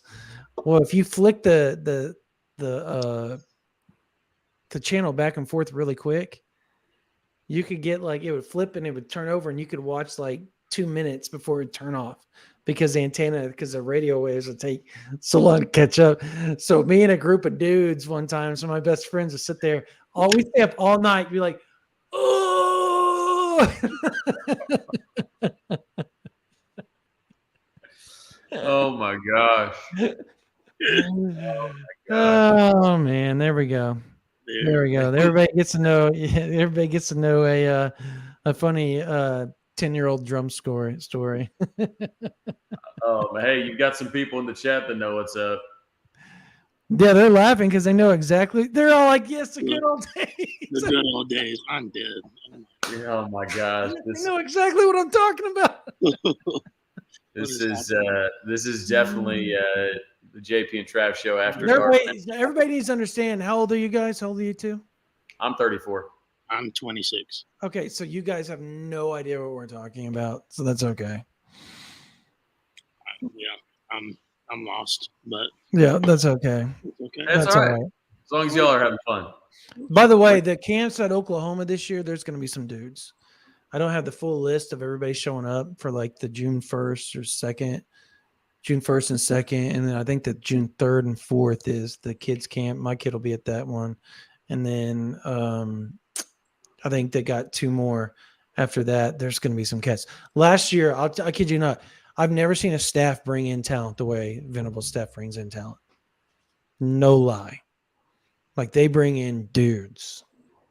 So, and it's really hard to cover because they spread them out everywhere. At one point in time last year, at one of the camps, they had Kevin Sperry, Michael Van Buren, trying to think, the kid that just committed to Price, just committed to A&M, Jordan Price. Pride. Yeah, Jordan Price, or Jordan Pride, excuse me. Pride. Jordan Pride, Cormani McLean, not Mhm. Cormani McLean, not McLean, but Cormani, the kid from Lancaster, the DB that Oklahoma's recruiting in 24. They're not recruiting him anymore. They've moved on, but yeah. Anyways, Kobe Black was there. And then when you went out there to the linebackers, Jordan Lockhart, trying to think who else was out there. And then D-line, they literally had PJ Adebawore was on an official visit, so he was standing out there watching David Stones, Davian Sims, Colton Yarborough, Casey Poe at offensive line, and I'm trying to think of who the other D-line was. But it was the kid from Wichita that Oklahoma eventually didn't offer in the 2023 class that went to Bama. And so, or they offered him way late, one of the two. But they had all that at one camp. That was one day.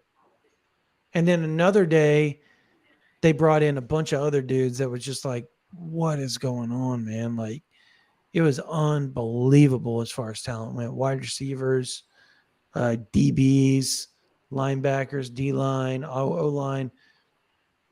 They do so well. I think that's something, if an OU fan, if you ever get a chance and you see that, come watch. You can be just a spectator. They don't care. You can just be a spectator and show up there.